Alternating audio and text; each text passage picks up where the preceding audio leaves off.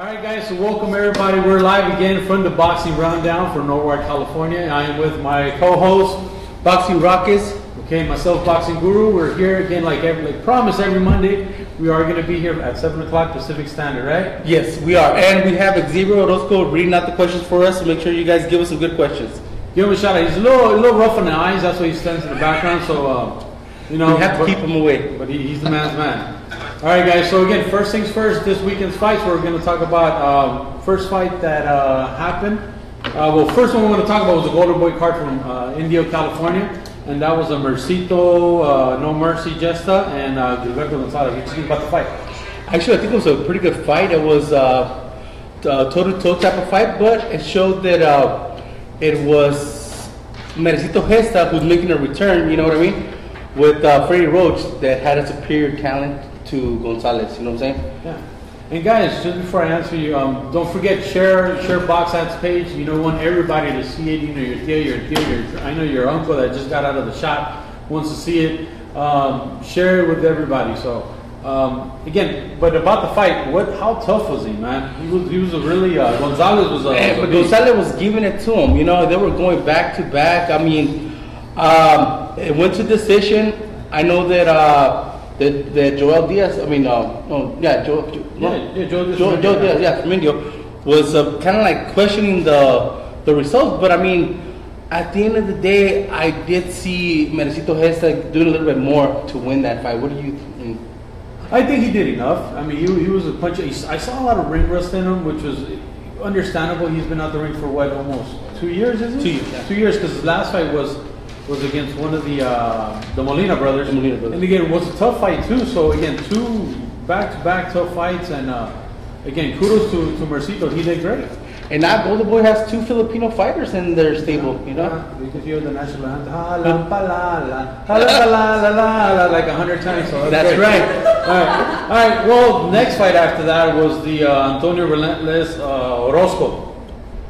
And we called it, man. I think you know what? No, I ate crow. I actually ate crow. Did you? I thought we all called Orozco, didn't we? No, not me. I had the other kid. All right. And you ate crow. I thought he was gonna box him. I mean, I was I guess generalizing him. I saw his last fight, and he looked very beatable. He didn't look maybe himself. There were some weight issues, I believe. So again, he did great. I mean, I don't know. I think Antonio looked really good on this one. You know, actually he looked like he's ready to be another time the main event. You know what I mean? And we forgot to cheer, man, this time. Hey, salud, man. Nobody here drinks, so we're sharing. Hey, what are you talking about? You have a question? Anthony Saldana felt the same way as you did, Guru. He thought Gibson was going to upset Orozco. Oh, Anthony Saldana. Oh, he's watching. Shout out to Anthony Saldana. Is he still wearing his funny little hat? I don't know.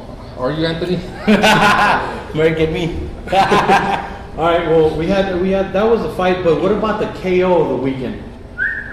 That was a fun fight. Yep. I'm gonna say, you want to bring it up, or you want me to talk about it? Talk about it. Okay, we have Cesar Juarez against Eugene Lagos, right? It was a 3rd round knockout, man. What a knockout on Box Azteca, right? Box Azteca. Again, you know, you guys told me about the fight. I wasn't really paying much attention. But once I saw the knockout, it was beautiful. I think it's right up. It's up there with Mikey Garcia's knockout. Knockout of what's his name? Slovenia? Something like that. Something that smells like something. Smells like vodka. That's right. No, that was a great knockout. So and this kid Juarez, I think it's like his 3rd Filipino kid he knocks out in a row. So now we have the Filipino killer. Yeah, remember they had the executioner, which was Pacquiao. So now we have this kid along, which is a pretty interesting kid. Yep, and also, I mean, I know we were gonna talk about it, but in that same card was in TJ. We had also the return of Jose Chon Cepeda, who had been out of committee. It's a decision. But why is he fighting in TJ? That's what I'm wondering. And that's what we know. Maybe we could use that in the Pero White. Yeah, Pero White. Right later on. You know what? A lot of fighters do have to start in TJ. I mean, our guest that we're going to bring on a little later on started in TJ. So, but I think your problem with him starting in TJ is that he was already a developed fighter. So yeah, he already had fought for a champion. Why go backwards? Yeah, with Flanagan in England, and why go backwards, right? I mean, he has a lot of talent. I think he should be on the big stage already. You know? Yeah. No. He's a talented kid, but again, not everybody makes wise decisions. Or a lot of the times, to be honest with you, a lot of these fighters actually just want to fight. A fighter's job is to fight. That's what they want to do. Now it's up to their management to get them the right fights in the right stage. Exactly, guide them in the right way. So I don't think maybe he doesn't have that. Maybe he has that manager that's just money hungry. Somebody offered him a nice signing bonus, and he said, screw it, why not? So again, you can't really blame the fighter. You got to blame the surroundings as well. I agree. All right. And I think since we are talking about now up and rising stars. Yeah, one guy that I was very adamant about bringing on the show, and one because I followed his career as an amateur. I saw him. He emulates a lot of the fighter that I've always loved, and that's what I get critiqued a lot on, which is also that he has those little ticks, those little resemblances, those little reflexes that I really appreciated. So again, with that said, I want to bring on Ryan Garcia from Golden Boy Stable.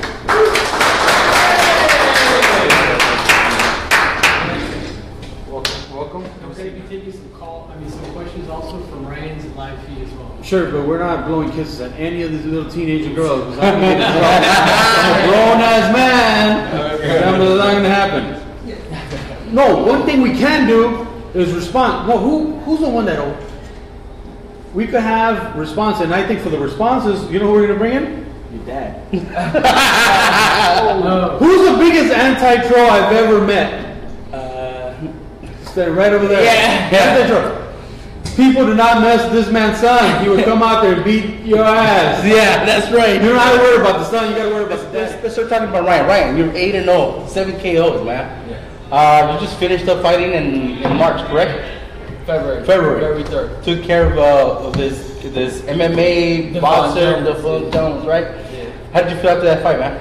I mean, it was just another fight, but of course he wasn't very challenging because that was like a last minute thing. So they threw in an MMA fighter, but I did what I had to do. So is it difficult to adjust to somebody that's really not 100% to the boxing sport? It's actually doing it part-time, is it? Because they do wild punches? I wouldn't say it's hard or like challenging, but it is. It's just you got to get your timing. I mean, once you find their timing, then it's gonna be a wrap. Like within the next round or something, because they do have weird timing. MMA fighters.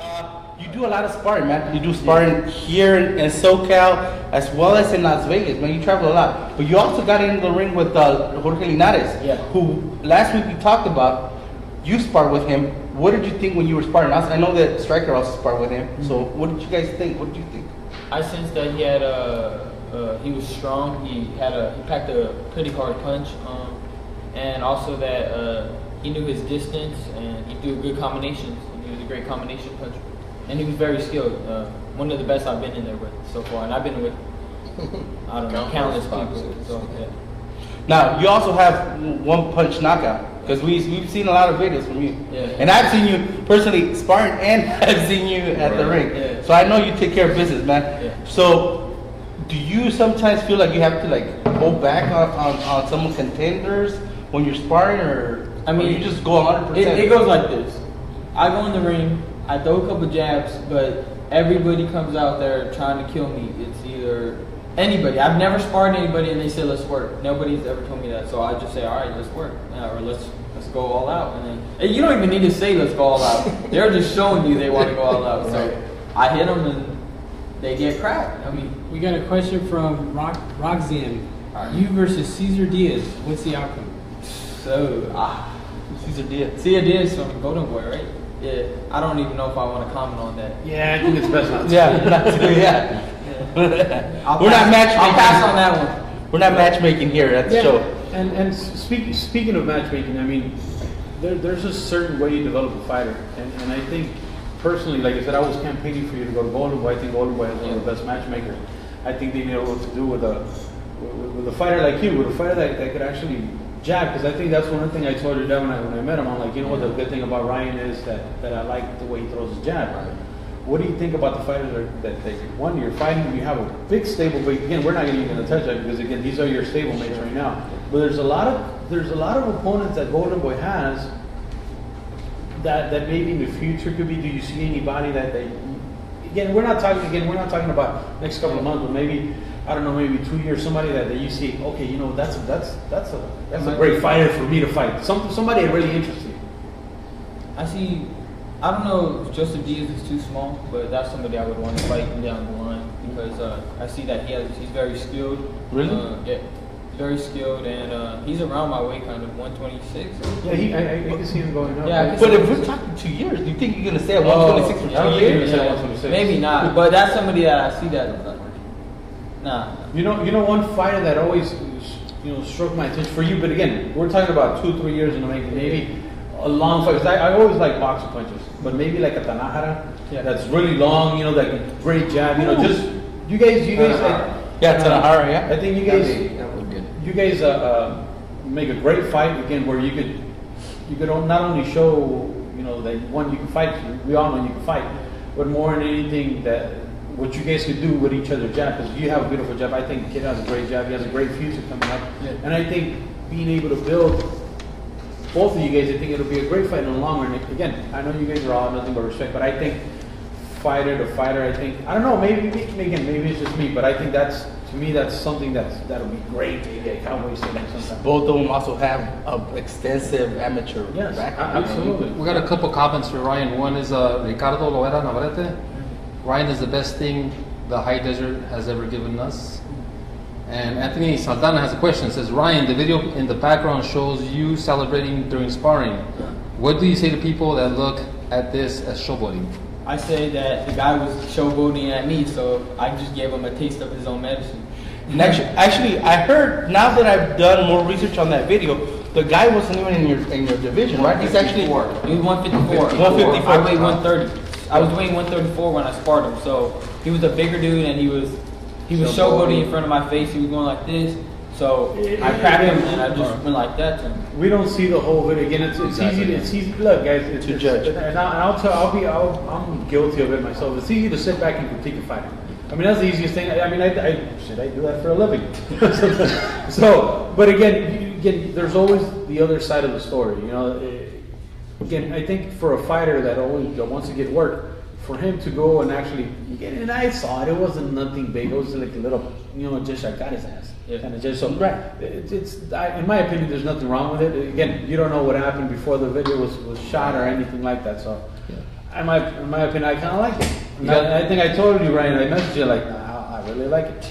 We have a fan here, Jason Derry, says that's the future champ right there. Oh, bam, get something, Hello, let's get it. I got another person. It's Montserrat. It's saying, bro, I believe in you. Town, thank you. I appreciate That's a it. girl, no Montserrat. Nah, It's probably partnered with your sister's account. Now, Got a question. Albert Romo, hey, have you ever got knocked out? No, never got knocked out or hurt. Sparring or anything? No, I mean, never. amateurs, Never got knocked out days, or I don't even think I got dropped. Not in a rough fight. Let's say maybe not long term, a year. Where do you plan to be in about a year? In a year, I want to say at least main eventing Velasco, main eventing like everything. Any card I get on, I should be main eventing in a year. in a year. Like the logo. No, absolutely, and that's that's why I always like about Ryan. He knows he's not like he's saying, "Oh yeah, I want to be at a StubHub in a year." He's being realistic. I remember I talked to you about And I just mess around with him when I say I want to. Yeah, he gets me nervous. I just mess around with Yeah, him. he gets me. I said, put me in there with Triple G. I just try to get on Man, I just get out of there. like, don't get me nervous, child. No, but Well, but speaking about the future, like, okay, so he's 126 right now, coach, right? 130. 130. He's at 130. Where do you see him in a year?